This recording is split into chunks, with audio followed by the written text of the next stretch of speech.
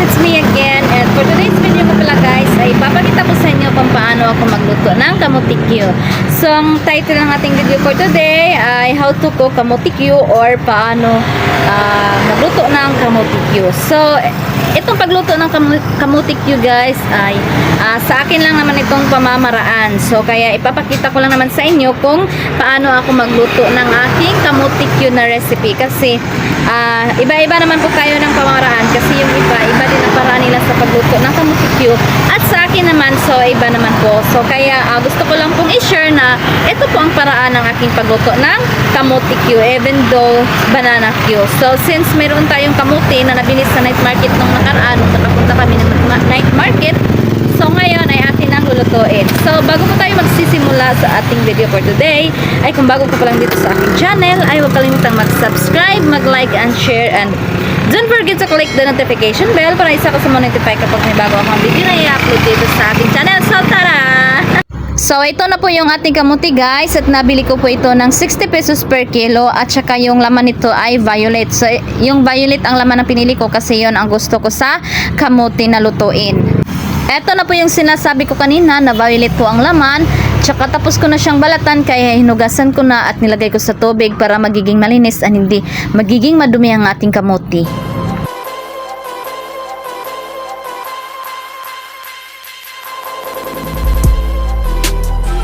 Ang una po natin gagawin ay painitin muna natin ang pan at saka lagyan ng mantika or oil kapag nainit na po siya ng masyado. So hintayin po nating magiging mainit yung mantika natin, or pakuluin pa natin siyang mabuti bago natin ilagay ang ating kamote. So since sobrang mainit na ang ating mantika, ay inilagay ko na po ang ating kamote. So paisa-isa ko pa lang siyang inlagay para ma-arrange, kasi gusto ko kasi arrange pagkalagay yung ginagawa ko. So ganyan nga, nalagay ko na lahat, at pagkaluto ay kinuha ko muna lahat ng kamote at pinainit ko ulit ang mantika, tsaka nilagyan ko ng asukal. So ganun po ako kasi magluto ng kamote-Q guys.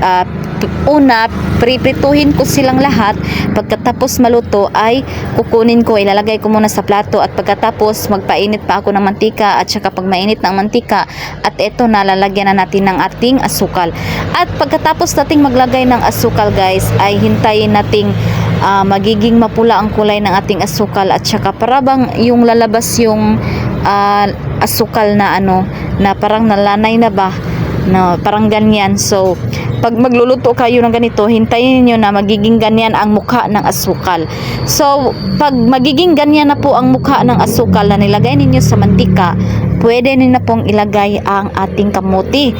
So ganun na po ang ginawa ko. So nilagay ko na ang ating kamote, at saka pagkatapos ay hahaluin natin ng mabuti. So ay mekos natin ng mabuti para naman magiging mahalo ng maayos yung ating asukal sa ating kamote. Kasi kung hindi natin haluin ng maayos, hindi magiging hindi mahalo ng mabuti. So yung iba, merong ibang hindi malalagyan ng asukal, hindi ba? So hindi masarap kapag maliit ang asukal. So ayokong kumain ng maliit ang asukal kasi matabang. So ayokong kumain ng matabang. Kaya pag nagluluto ako ng kamote-Q, dinadamihan ko talaga ang paglagay ng asukal para naman sweet.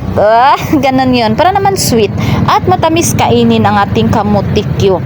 So dati po kasi guys, nagbebenta po ako ng kamote-Q at banana Q nung wala pa akong sariling tindahan.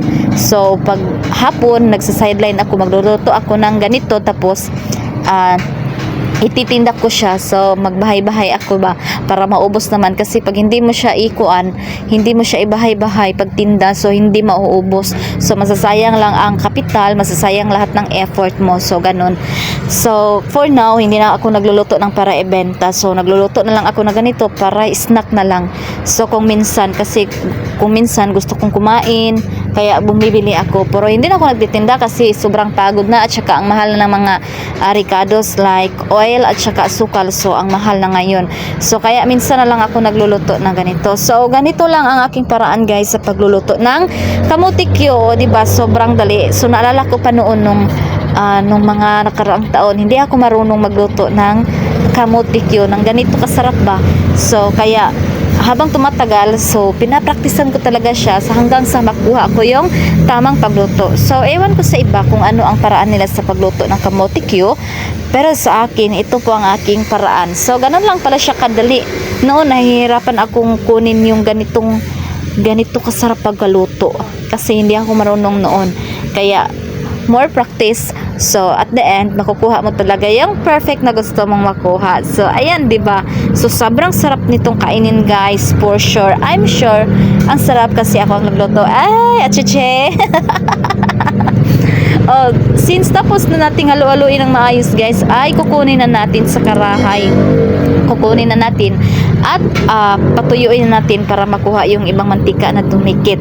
So, ganyan lang kadaling magluto ng kamote ko, guys. O, di ba? Sobrang sarap. So, para naman may kaunti kayong idea. So, kung may iba naman kayong paraan na mas madali dito at saka mas masarap pa dito sa akin, so, choice nyo naman yan. So, ang akin lang kasi, ito lang ang aking pamamaraan na gusto ko lang namang i-share, di ba? So, why not? And then, ito na po siya. Ready to eat na po. Kaya, let's eat. Bye-bye. Thank you for watching.